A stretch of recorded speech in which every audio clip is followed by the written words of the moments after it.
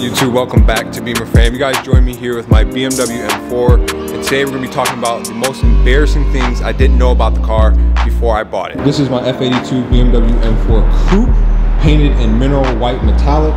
We have the gloss black wheels, gloss black side fin, black grille, carbon roof. It's got the full performance spec for the car. We even added a M4 CS style spoiler, black M4 badge, and the AWE non-resonated track exhaust with carbon fiber tips.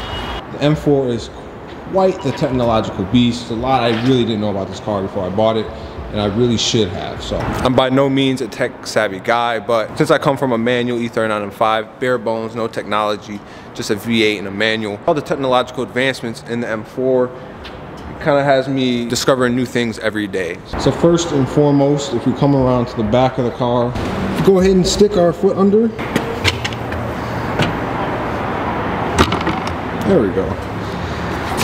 We can lift up the trunk. This car does come with that option. I didn't even know that option existed for the M4. Another thing I didn't know about the car before I bought it is the fact that you can fold down the rear seat.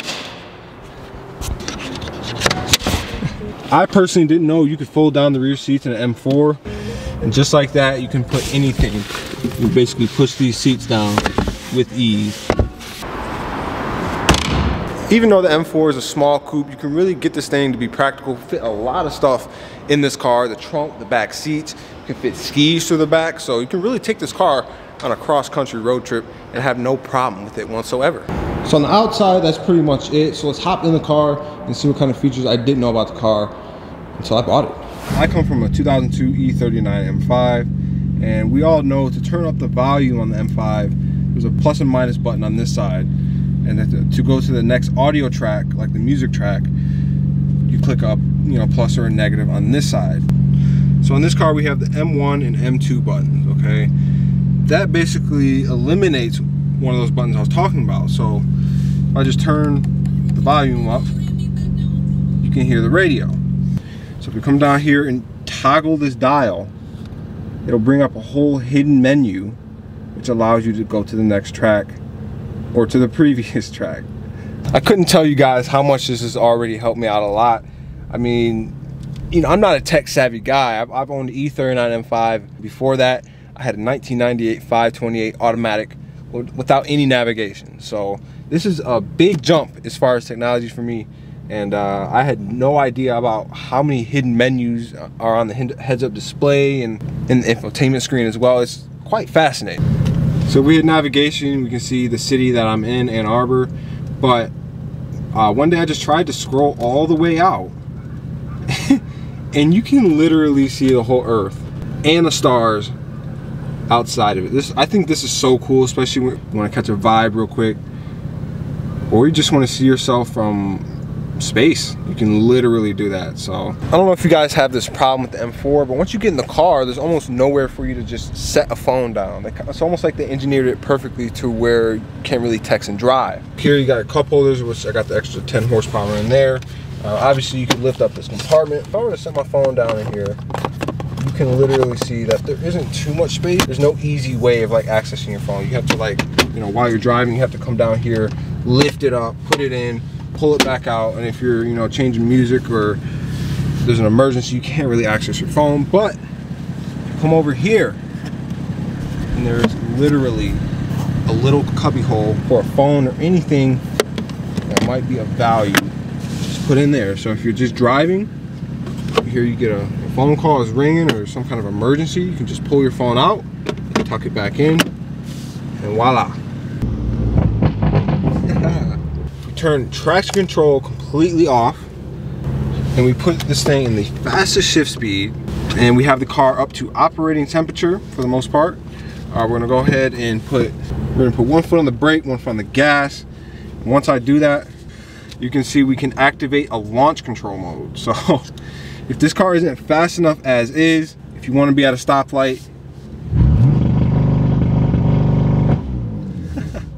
you can literally launch this thing. So this right here is probably my favorite thing about the new BMW M cars, is how they, they put in launch control for you to use, ready to go. Not only that, you can toggle your revs at which you launch at. So for example,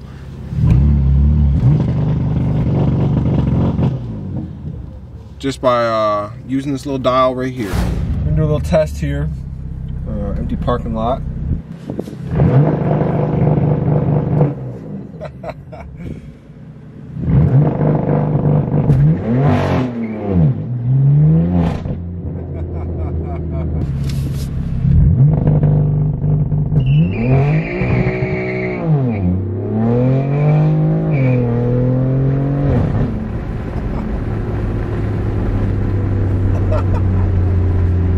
So that was in 430 horsepower mode.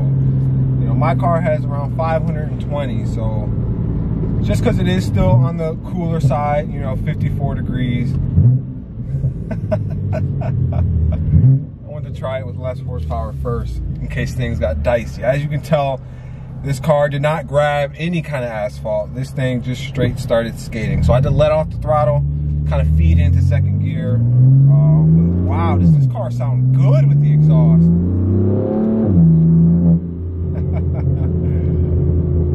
So last but not least, the most embarrassing one of them all is the fact I didn't know the exact horsepower number on the M4 when I went to go pick it up. You guys gotta keep in mind, there's a lot of different types of M4s out there, okay? We have the base M4, which is the one I own.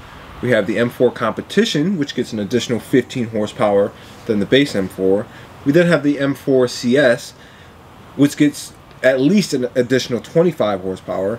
And then we have the M4 GTS, which is the same engine tune, stage 2 tune that I have from Alpine Motorsports, which gets the car to roughly 500 horsepower. So I kind of figured the rough horsepower estimate was around 450 for all the cars, whether it's a comp, base M4, or whatever.